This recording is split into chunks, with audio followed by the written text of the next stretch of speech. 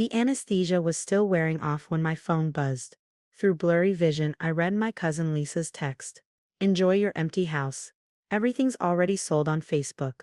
Maybe next time you'll learn to share with family. I blinked hard trying to focus. 3 hours ago, I'd gone under for emergency appendix surgery. Now lying in the recovery room, my entire world was about to change. Another text from Lisa. The live sale was a huge success. Mom's so proud of how we handled your hoarding problem. Attached was a link to a Facebook Live video. My hands trembled as I clicked it.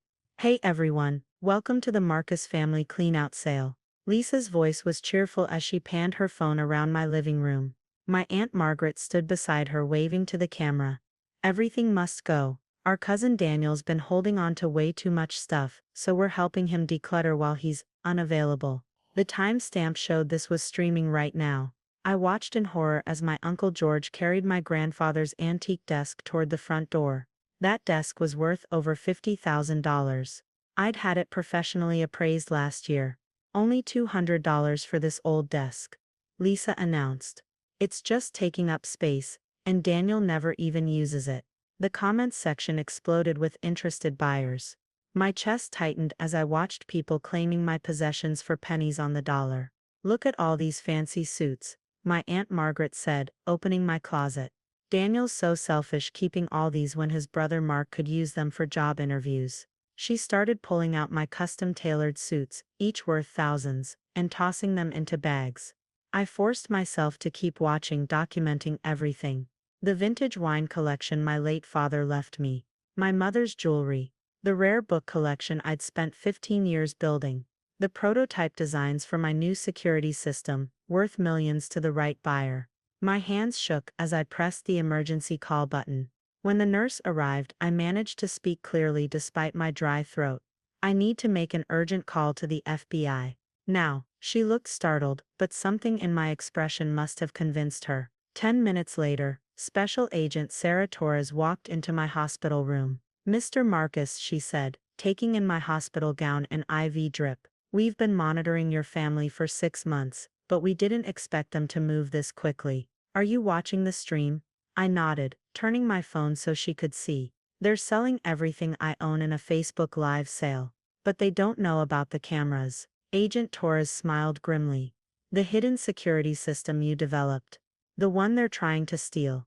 Every room is recorded. Every item is tagged. And they have no idea. I watched as Lisa gleefully sold my mother's diamond necklace for $50. I've been gathering evidence since they started embezzling from the family business last year. And now they've added grand theft and interstate wire fraud to the list. Agent Torres pulled out her phone. Keep watching. Document everything. My team is moving into position. The live stream continued. My cousin Mark appeared, dragging my safe from the office. Hey followers. Who wants to see what's inside? We've got the combination. I almost smiled. They thought they were so clever, but they just broadcasted their crime to hundreds of witnesses. Found his external hard drives. Lisa called out. The ones he's so secretive about. Probably full of boring work stuff. But maybe there's something good we can sell. Agent Torres straightened. Those drives contained more than work files.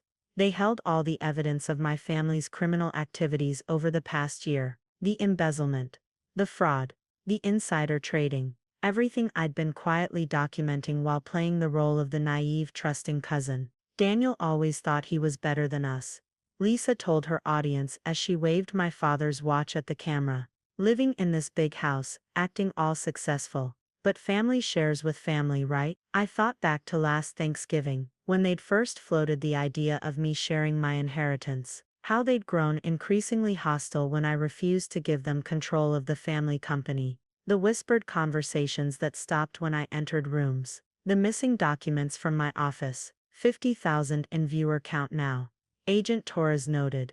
Your family's going to be famous. Just not the way they planned. My phone buzzed with a text from my aunt. This is what you get for not helping family. Should have given us the company when we asked nicely. I caught a glimpse of my uncle removing paintings from the walls, including the one hiding my wall safe. The real one, not the decoy they'd already opened. Inside was everything they actually wanted. The patents for my security system, the offshore account numbers, and a detailed record of every illegal transaction they'd tried to hide. They're getting close to the safe, I told Agent Torres. The real one, she nodded. Teams are in position, front and back doors covered. We've got cars following the trucks with your belongings, just waiting for them to cross state lines with the stolen goods. Lisa's voice drew my attention back to the stream. Someone's asking if this is legal. Of course it is. We're his family. We have every right to share his things. He's probably not even watching, too busy feeling important at work. If they'd bothered to check, they'd have known about my surgery. But they'd been too excited about their opportunity, thinking I'd be trapped in meetings all day. Almost at 60,000 viewers. Lisa bragged. This is better than that time we sold Grandma's house without telling Daniel. Remember how mad he got? Agent Torres raised an eyebrow, adding that to the list. I watched as my uncle approached the hidden safe, tool bag in hand, found another one behind this ugly painting. Daniel always was bad at hiding things. The live stream chat exploded with excitement, viewers eager to see what treasures they'd find next. Should we stop them before they open it? I asked. Agent Torres shook her head. Let them incriminate themselves fully. We've got everything we need, but a few more minutes of evidence won't hurt. My uncle worked on the safe while Lisa provided commentary. Daniel thinks he's so smart with his fancy security patents, always talking about protecting assets and securing data. But he couldn't even secure his own house. If they only knew about the military-grade security system recording their every move, the GPS trackers in every valuable item, the silent alarms that had been triggering for hours. Got it. My uncle shouted. Let's see what Mr. Success is hiding. The safe door swung open. Lisa pushed forward with her phone, giving viewers a clear view of the contents. Oh my God, she breathed. Are these what I think they are? She pulled out the first file, labeled Family Criminal Enterprise, Evidence. Below it sat files, marked embezzlement records and fraudulent transactions. Turn it off, my aunt suddenly shouted. Stop the stream.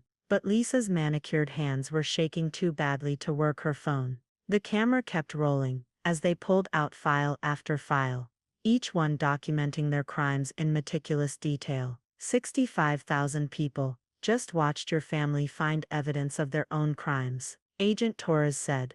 I'd say that's enough. She stepped into the hallway, speaking quietly into her radio. Within seconds, my phone lit up with new texts. Police are here. Who called FBI? What did you do? I watched through the hidden cameras as FBI agents entered my house, catching my family literally red-handed with the evidence of their own crimes. Mr. Marcus, Agent Torres said, we'll need your statement, but it can wait until you're released. Your belongings will be recovered and returned. In the meantime, would you like to watch the arrests? I adjusted my hospital bed to sit up straighter.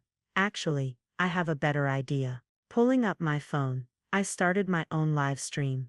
Hi everyone, I'm Daniel Marcus, the cousin whose house you just watched being robbed. And I have quite a story to tell you. 5 million views in 3 hours, Agent Torres said, showing me her phone screen. My counter live stream had gone viral, with people sharing clips of my family's Facebook sale, alongside footage of their arrests. I was finally being discharged from the hospital. My incisions still tender as I signed the release papers. Any word on the recovery of my belongings? Teams have intercepted 4 moving trucks headed to different states. Your cousin Lisa was apparently planning to fence the valuable items through various online marketplaces.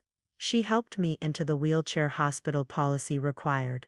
We've also frozen all associated bank accounts. The money from their sales is being held as evidence. My phone hadn't stopped buzzing since the arrests. Messages from distant relatives, choosing sides, buyers demanding refunds, and reporters seeking interviews. But one message caught my eye. From my youngest cousin Tommy, Lisa's brother, Daniel. I had no idea what they were planning. I saved what I could. Attached was a photo of my father's study, the one room that still had most of its contents. Tommy had always been different from the rest of them. While they saw me as a resource to be exploited, he'd actually asked to learn from me, showing genuine interest in cybersecurity and business. Take me to the house first, I told Agent Torres. I need to see what's left. The drive was silent. Police tape still crossed my front door, but Agent Torres had the authority to let us in. The emptiness hit me like a physical force. Bare walls where family photos had hung. Rectangular dust outlines where furniture had stood for years. Empty bookshelves that had once held first editions. But there in my father's study, Tommy had created an island of preservation. The leather chair where Dad used to read to me, his collection of vintage fountain pens, the small oil painting of our first family home. I knew something was wrong. Tommy said quietly from the doorway. I hadn't even heard him arrive. When Lisa started organizing everyone last month, talking about teaching you a lesson, I copied all the security footage to a separate server, then documenting everything. Agent Torres looked at him with new interest. We'll need that footage. Tommy nodded. Already sent it to your office. Daniel taught me about maintaining digital evidence chains. He turned to me. I'm so sorry. I should have warned you. You did the right thing by gathering evidence, I said. But now I need your help with something else. I pulled out my phone, showing him the trending social media response to our family drama. #Marcus family theft was trending nationwide. Someone had already created a subreddit dedicated to analyzing every minute of Lisa's live stream. They thought they could humiliate me by broadcasting their theft, I said. Instead, they gave me the perfect platform for what comes next. Tommy's eyes widened as I explained my plan. He'd been the only one who knew about my new venture, a cybersecurity platform that would revolutionize how families protect their assets. The same system that had just caught our relatives in the act. The product launch was scheduled for next month, I told Agent Torres. But sometimes the best marketing is unplanned. My phone buzzed with an incoming call. The CEO of the nation's largest home security company. They'd been trying to buy my patents for months. Now they were offering triple their original price, wanting to distance themselves from their previous partnership with my uncle's failing security firm. Your family's actions have created quite an opportunity, Agent Torres observed. Though I doubt that was their intention. I thought about the years of subtle manipulation, the guilt trips about my success, the constant demands for loans and investments in their schemes, all while they plotted to steal everything I'd built. They wanted to go viral, I said, to shame me publicly for not sharing my wealth. Instead, they showed millions of people exactly why my security system is necessary. Tommy was scrolling through social media on his laptop.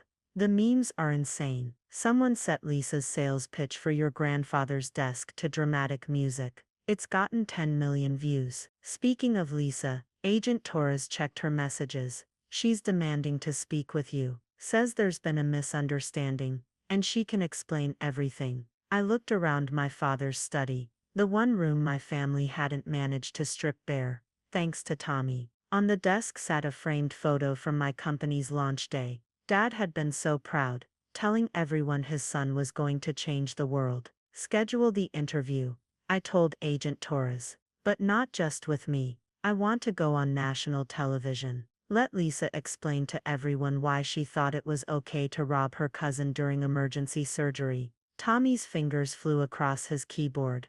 Major networks are already bidding for the exclusive. This could be bigger than we planned. I picked up one of my father's fountain pens, the one he'd used to sign my first business loan. They wanted to tear down everything I built. Instead, they're going to help me build something even bigger. My phone chimed with a news alert.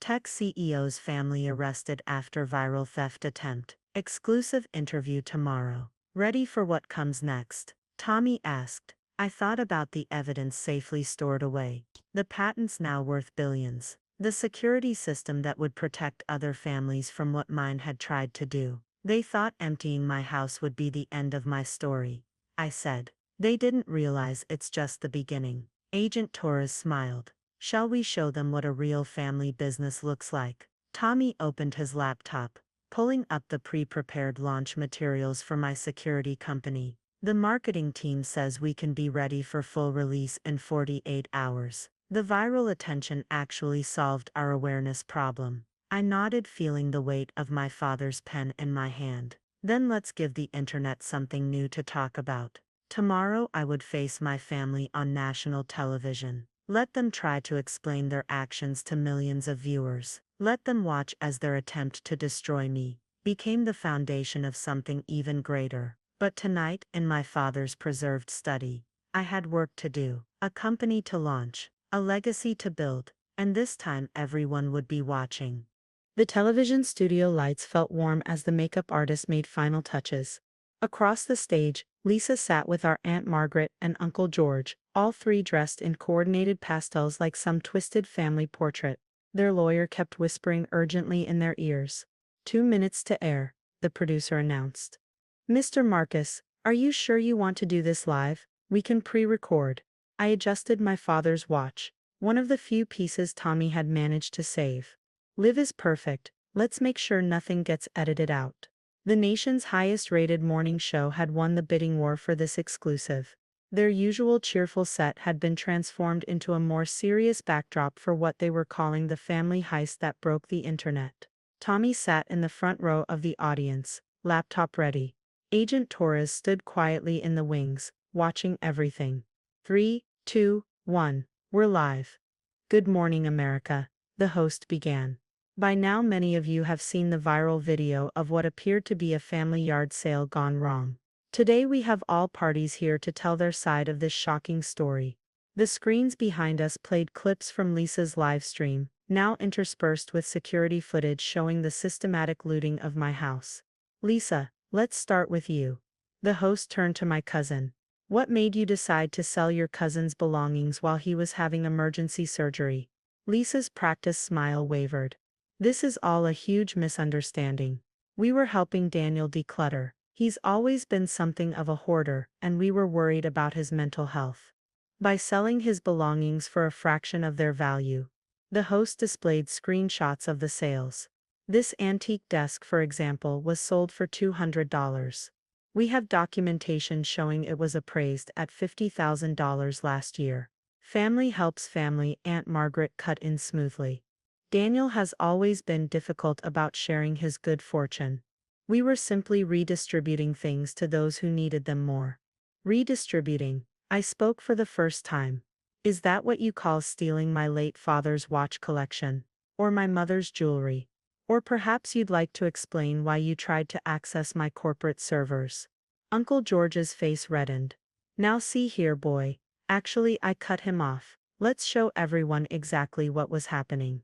I nodded to Tommy, who pressed a key on his laptop. The studio screens filled with high-definition security footage. Multiple angles showed my family members methodically breaking into my home office, attempting to crack my safe, and discussing their plans in detail. We need those patents. Uncle George's voice rang clearly through the studio speakers. Once we have them, we can sell them to his competitors. He'll have nothing left. Lisa jumped to her feet. You can't show that. We didn't agree to being recorded during a felony. I asked mildly. Interesting concern. The host leaned forward. Mr. Marcus, you seem remarkably calm about all this. Did you know this was going to happen? I've been aware of my family's intentions for some time, I said, pulling out a tablet. Would you like to see the evidence of their previous attempts to steal from me? Or perhaps their embezzlement from the family business? This interview is over. Their lawyer stood up, but Agent Torres stepped out from the wings. Actually, she said, your clients agreed to this appearance as part of their preliminary plea arrangement. Leaving now would violate those terms. The host's eyes lit up with journalistic hunger. We're joined by FBI Special Agent Torres. Agent, can you tell us about the broader investigation? What my family didn't realize, I interrupted gently, is that they were testing a prototype of my new security system. Every item they sold was tagged. Every room was monitored. Every transaction was tracked. Tommy projected new footage on the screens. GPS dots showing the movement of my stolen property across state lines, financial transactions flowing into frozen accounts, social media messages coordinating the theft. Which brings us to why I agreed to this interview. I said, turning to face the cameras directly. Today I'm announcing the launch of Family Guard Securities. A comprehensive system designed to protect families from exactly this type of betrayal. Lisa's face went pale. Aunt Margaret grabbed her lawyer's arm. Uncle George seemed to age 10 years in his seat. The system my family inadvertently demonstrated includes smart tags for valuable items, AI-powered security monitoring, and blockchain verification of ownership records. I gestured to the screens, now showing sleek product displays. Everything that caught them in the act is now available to protect other families. You planned this. Lisa's voice shook. Used us for marketing. No, Lisa, you planned this. I just made sure everyone would see the consequences. I turned back to the host. Would you like to see how the system alerts authorities to active theft? Tommy, please demonstrate. The next 5 minutes were a masterclass in product demonstration, with Tommy showing how the system had tracked and documented every aspect of my family's crime spree. The host asked intelligent questions about privacy concerns and legal implications, while Agent Torres confirmed the evidence's admissibility in court. Orders are already coming in, Tommy announced during a commercial break. The website's getting thousands of hits per minute. Agent Torres checked her phone. And 3 more of your relatives just agreed to testify about previous theft attempts. When we returned from break, my family's seats were empty. Their lawyer remained, looking resigned. It seems some of our guests have chosen to step away, the host said diplomatically. Mr. Marcus, any final thoughts? I held up my father's watch, the one Tommy had saved. My father built our family business on trust and integrity. When that trust was betrayed, he taught me to be prepared. This security system isn't just about protecting valuables. It's about preserving legacies. And your family? They chose their path. Now they can watch from their jail cells as I build something new. I smiled at the cameras, something that will help other families avoid what mine tried to do. The host wrapped up the segment as my phone exploded with notifications, stock prices soaring, pre-orders flooding in. Speaking requests from security conferences worldwide. Ready for the press conference? Tommy asked as we left the studio. I looked at the tablet showing our sales numbers climbing. First, let's stop by the prison. I want Lisa to see exactly how viral her little live stream has become. Agent Torres smiled. I'm sure they're already watching, along with about 20 million other people. I straightened my father's watch on my wrist. The hands pointed forward, just like my future. 1 year later, I stood at the podium in the New York Stock Exchange, Tommy beside me, waiting for the opening bell. The digital displays showed our company logo. Family Guard Securities. Protecting what matters most. Trading opens in 2 minutes. Tommy whispered, tablet in hand. Want to check the prison live stream first? I nodded. The federal penitentiary had approved a special viewing arrangement. My family would watch their final defeat live from their cells. The split screen showed them all. Lisa, her designer clothes replaced by prison orange. Uncle George significantly grayer after a year in custody. Aunt Margaret, her makeup-free face tight with anger. They were required to watch as part of their plea agreements. Family Guard Securities, the NYSE president announced, has revolutionized the personal security industry, growing from a viral story of family betrayal into a multi-billion-dollar enterprise. Today we welcome them to the trading floor. The screens above showed clips from that infamous live stream, now part of company lore. But they also showed something else. Footage of thousands of families protected by our system. Theft attempts thwarted, heirlooms preserved. In its first year, he continued, Family Guard has prevented over 10,000 documented theft attempts and recovered stolen property valued at more than $500 million. Tommy pulled up the prison feed again. Lisa was crying. Uncle George stared blankly ahead. Aunt Margaret had turned away from the screen. The bell rang. Trading is now open for FGS. The announcement echoed across the floor. I watched the numbers climb. Our IPO price had been set at $50 per share. Within minutes, it hit $75. Then $100. Then $150. My phone buzzed. A message from Agent Torres. Your family's watching. Lisa just requested another meeting. I texted back. Tell her to enjoy the show. Tommy showed me his tablet. Social media was exploding. #FamilyGuard IPO was trending worldwide. The video of our launch was playing on every financial network. Final numbers from the prison auction came in. He said quietly. Your family's seized assets covered less than 1% of what they stole. But our success covered the rest 1,000 times over. I finished. Have the restitution payments been processed? He nodded. Every person who bought something in their illegal sale has been fully refunded, plus compensation for cooperation with authorities. The stock hit $200 per share. I thought about my father's study, now restored to its former glory. Every item Tommy saved had become part of our company's origin story. The watch I wore, his watch, had become our logo. Sir, an aide approached. The SEC chairman wanted you to know. This is the most successful tech IPO of the year. Tommy checked his phone. Lisa's lawyer is trying to reach us. Something about a family reconciliation proposal. I looked up at the screens. Our stock was still climbing. The company I'd built from their betrayal was now worth more than they could have ever stolen. Send them our standard response. I said, all communications must go through the victim restitution program. The trading floor erupted in cheers as FGS crossed $250 per share. Reporters clamored for comments. Photographers captured the moment. But I was watching the prison feed one last time. Ready for your statement? Tommy asked. I straightened my father's watch and approached the forest of microphones. 1 year ago, my family tried to destroy everything I built. Today, that attempt has helped millions of families protect their legacies. Sometimes the best security system is built by those who know exactly how trust can be broken. I paused, knowing they were watching.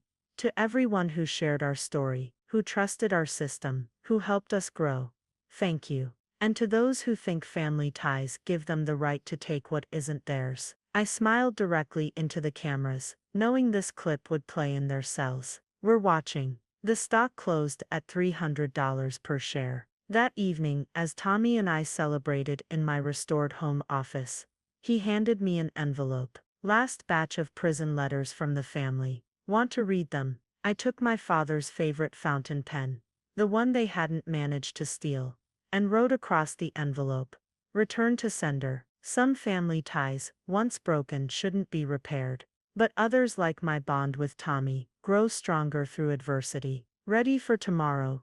He asked. I looked around at my father's study, at the empire we'd built from betrayal, at the legacy now secured. Always, I said, checking my father's watch one last time. After all, someone has to guard the guards. The end.